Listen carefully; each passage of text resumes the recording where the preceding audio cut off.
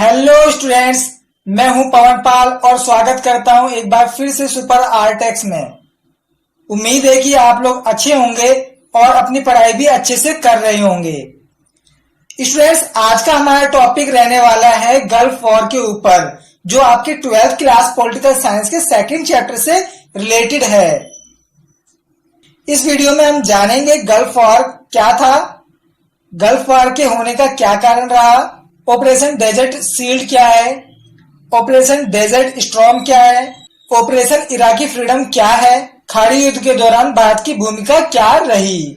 तो चलिए शुरुआत करते हैं। गल्फ वॉर क्या है से। गल्फ वॉर, जिसे हम खाड़ी युद्ध भी कहते हैं, 1990 से स्टार्ट हुआ।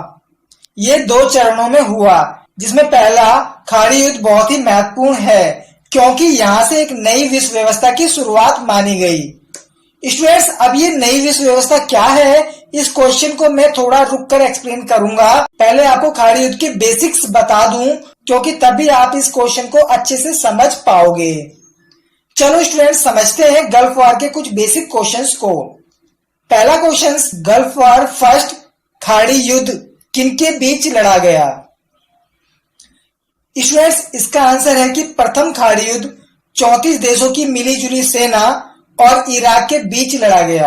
स्टूडेंट्स, अब दूसरा सवाल यह है कि प्रथम खाड़ी युद्ध क्यों लड़ा गया। इसका आंसर यह है कि अगस्त 1990 में इराक ने कुवैत पर कब्जा कर लिया था, इसलिए कुवैत को आजाद कराने के उद्देश्य से प्रथम खाड़ी युद्ध किया गया। स्टूडेंट्स, अब पता नहीं आपके दिमाग में आए या ना आए, मगर मेरे दिमाग में तो एक सवाल और आ रहा है कि आखिर इराक ने कुवैत पर कब्जा क्यों किया।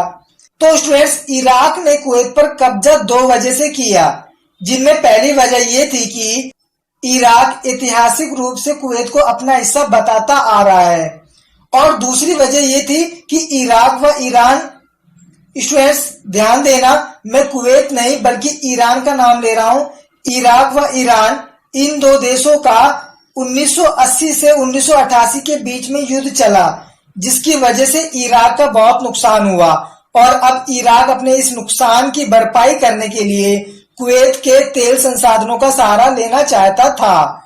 इसलिए उसने कुवैत पर अगस्त 1990 में कब्जा जमा लिया।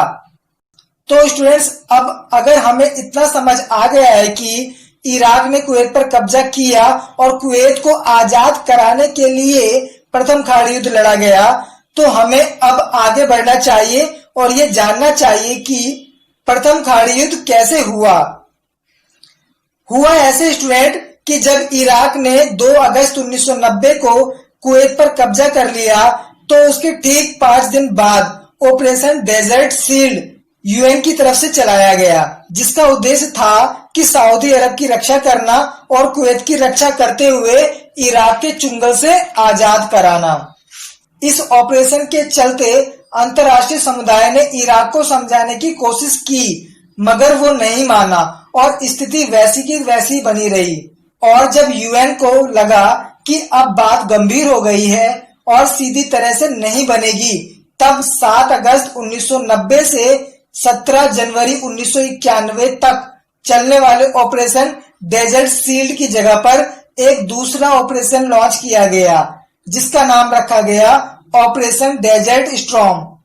इसके अंदर अमेरिका की अगुवाई में 34 देशों की मिलीजुली सेना को कुवैत को बलपूर्वक आजाद कराने का आदेश दिया गया। इस ऑपरेशन में सेना का कमांडर अमेरिका के नॉर्मन स्कोर्सकाउ को बनाया गया। इस ऑपरेशन में 6,60,000 सैनिकों की भारी भरकम फौज तैयार की गई, जिसमें लगभग 75% सैनिक अमेरिका के ही थे। इतनी भारी भरकम फौज को देखकर भी इराक का नेता सद्दाम हुसैन डरा नहीं, बल्कि उसने उल्टा चेतावनी दे डाली कि ये 100 जंगों की एक जंग होगी। मगर स्टूडेंट, जब ये युद्ध लड़ा गया तो अमेरिका की तरफ से स्मार्ट बमों व स्मार्ट वेपन्स का प्रयोग किया गया। अमेरिका ने इस युद्ध में ऐसे हथियारों का प्रयोग किया जो स्वचालित यानी ऑटोमेटिक थे, इसलिए इस लड़ाई को कंप्यूटर वॉर भी कहा जाता है। इसके साथ साथ अमेरिका ने युद्ध होने वाले स्थान पर सैटेलाइट का भी बंदोबस्त किया था, जिससे पूरी दुनिया ने इस युद्ध को अपने घरों में बैठकर टीवी पर देखा। बिल्कुल वैसे ही जैसे कि कोई वीडियो गेम चल रहा हो, और इसीलिए इस युद्ध को वीडियो गेम वॉर भी कहा जाता है। फाइनली जितना सद्दाम हुसैन ने कहा था कि ये 100 जंगों की एक जंग होगी, वैसा कुछ भी नहीं हुआ और मैच 11 दिन यानी 17 फरवरी से 28 फरवरी तक ये युद्ध चला और 28 फरवरी 1991 को इराक ने आत्मसमर्पण कर दिया और इस तरह से प्रथम खाड़ी युद्ध की समाप्ति हो गई।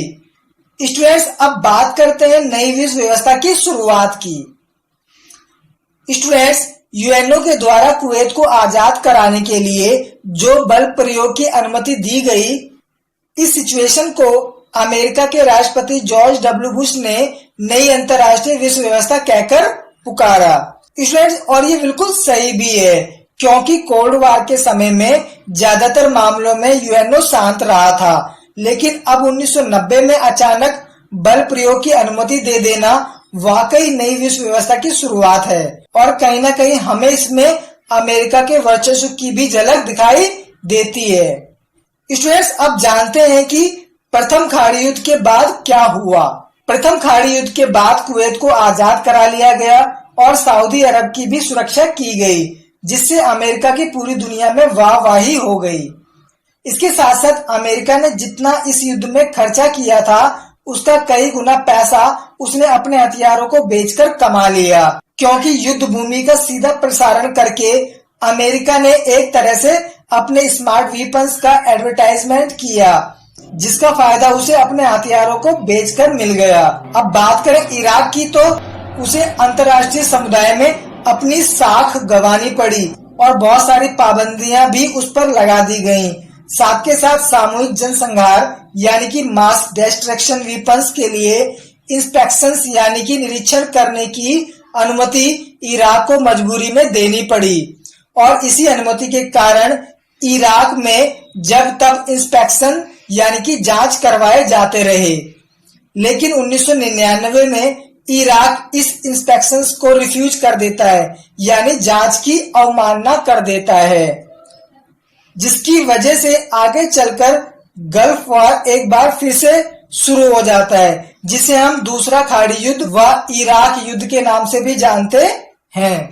स्टूडेंट्स, आगे हम जानेंगे गल्फ वॉर 2 के बारे में, लेकिन उससे पहले आपको याद दिला दूं कि अगर अभी तक भी आपने मेरा चैनल सब्सक्राइब नहीं किया है तो प्लीज इसे सब्सक्राइब कर लें और साथ में लगे बेल आइकन को भी प्रेस कर दें ताकि अगली आने वाली वीडियो का नोटिफिकेशन आप तक समय रहते पहुंच सके। तो चलिए अब स्टार्ट करते हैं। गल्फ वॉर 2 क्या था? स्टूडेंट्स, हुआ ये कि 17 मार्च 2003 को अमेरिका ने 40 देशों की मिलीजुली सेना, जिसे हम आकांक्षियों के महाजोट के नाम से भी जानते हैं, को लेकर इराक पर हमला कर दिया और इस हमले को करने का कारण अमेरिका ने ये बताया कि इराक सामूहिक जनसंहार के हथियारों का भंडारण कर रहा था और इस हमले के लिए अमेरिका ने यूएन से भी परमिशन नहीं ली और इस तरह से अमेरिका ने खुद से ही एक ऑपरेशन चलाया जिसका नाम दिया गया ऑपरेशन इराकी फ्रीडम, जो लगभग 8 साल 9 महीने तक चला, यानी 2003 से 2011 तक चला। अब जानते हैं गल्फ वॉर 2 के परिणाम के बारे में। गल्फ वॉर 2 का परिणाम ये रहा कि इराक में सद्दाम हुसैन की सरकार गिर गई और उसे सरेआम फांसी पर लटका दिया गया। इसके साथ साथ अल कायदा नाम का एक सैनिक गुट का जन्म हुआ। इराक पर नाटो का कब्जा हो गया। इस युद्ध में लगभग 50,000 इराकी नागरिक मारे गए। स्टूडेंट्स, अब बात करते हैं फाइनल और इम्पोर्टेंट क्वेश्चन की। भारत और गल्फ वॉर का संबंध। भारत ने पूरे गल्फ वॉर में, चाहे वो फर्स्ट हो या सेकंड हो, उस दौरान गुटनिरपेक्षता का पालन किया। पूरे गल्फ वॉर के दौरान इराक और भारत दोनों के संबंध सामान्य बने रहे। इसके साथ साथ एक बहुत खास बात ये रही कि भारत ने 13 अगस्त 1990 से 20 अक्टूबर 1990 तक अपने भारतीय नागरिकों को, जो लगभग 1,75,000 की संख्या में होंगे, को यहाँ से बचाया यानी कि रेस्क्यू किया, जो अपने आप में बहुत बड़ी बात थी। जिसे world record of Guinness book में भी दर्ज किया गया। और इसके ऊपर एक मूवी बनी है जिसका नाम है एयरलिफ्ट, जिसे आप वक्त मिले तो कभी देख लेना, और जिसने देखी है वो तो समझ ही गया होगा। सो स्टूडेंट, इसी के साथ आज का ये वीडियो लेक्चर खत्म होता है। उम्मीद करता हूं कि आपको अच्छे से समझ में आ गया होगा। वीडियो अच्छी लगी हो तो अपने फ्रेंड्स के साथ शेयर जरूर करें। मिलते हैं नेक्स्ट वीडियो में, तब तक के लिए पढ़ते रहिए। Thanks for watching this video.